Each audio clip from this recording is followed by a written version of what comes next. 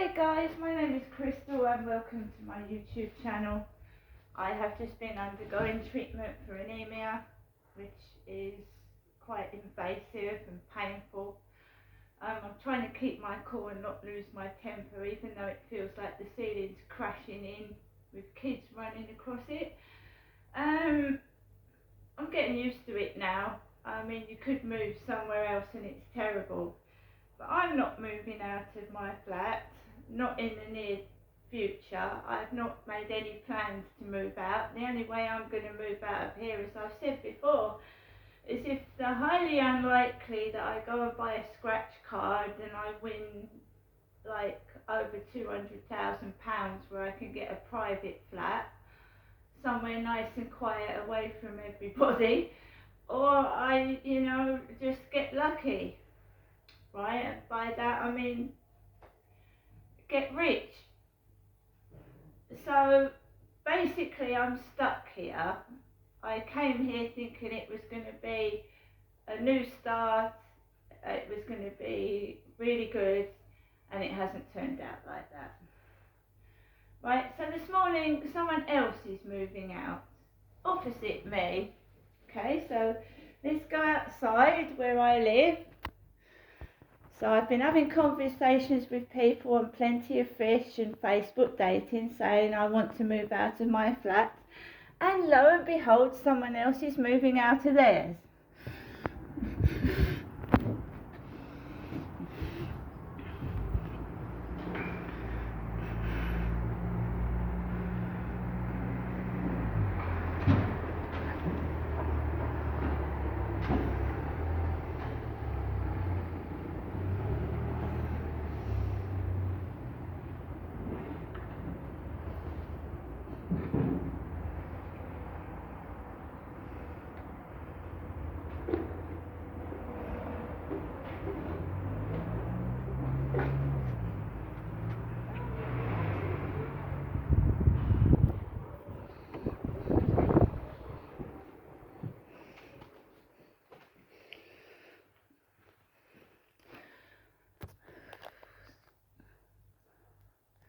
What I do know is that those people that moved into that flat over there have not been there probably maybe just a tiny bit over a year.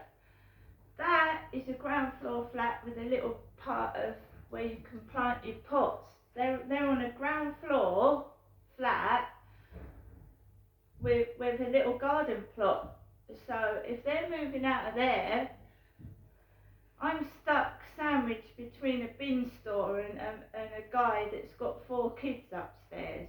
So he's moving out over there and he's on the ground floor.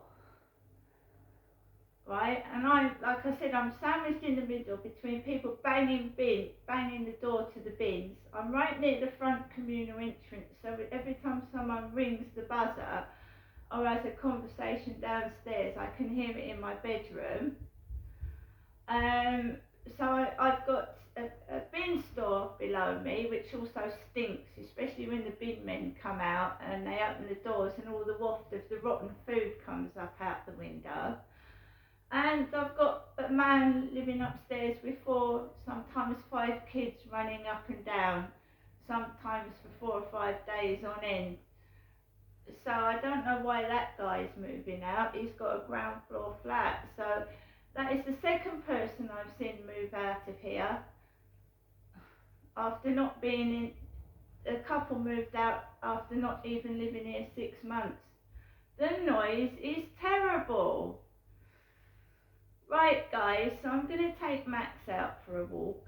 It's nice and warm and I'm going to try and relax and take things easy. I said to my mum that I was going to try and cook myself a healthy lunch, so I would try and do that.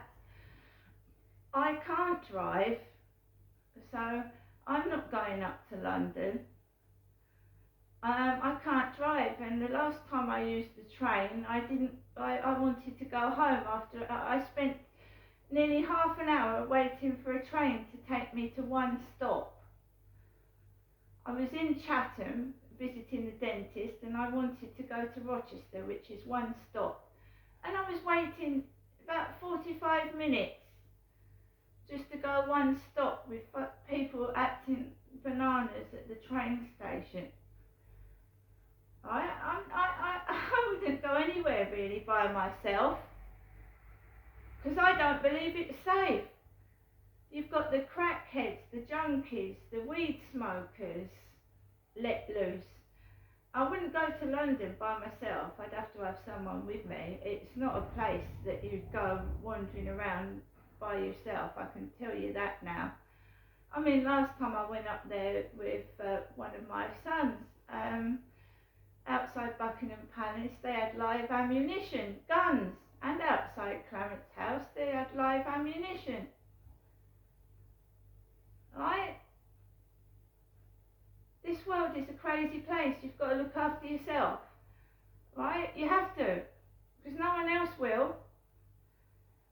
I mean, I had to find my own self, had to think, how was I going to get home from hospital yesterday? Because I didn't want to walk home in the dark, right? So you have to think, you have to use your noddle and use your own mind.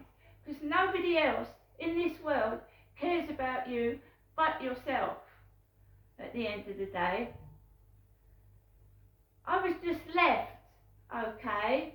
If I hadn't asked for patient transport, I'd have been just left to walk home in the dark, in the freezing cold, miles from Chatham to Rochester. And there are old people out there. There are people that have got problems that don't understand even how to make a phone call, and they're just left and dumped, and they get into danger because there's no care in this world. There isn't. I think that, you know, when you go into hospital, right, you should be like, does this person need transport home? Does this person need a translator? Does this person need some help? You don't just leave them to walk home in the dark and freeze to death. So I am going to walk Max. I'm going to try and have a healthy lunch this afternoon. And my mum said, basically, if there's any trouble, I can call my mum. She's there all day at home. So if there's any trouble outside, because sometimes there is, I'm picked on and abused outside, and then I can call my mum and she'll help me. See you later.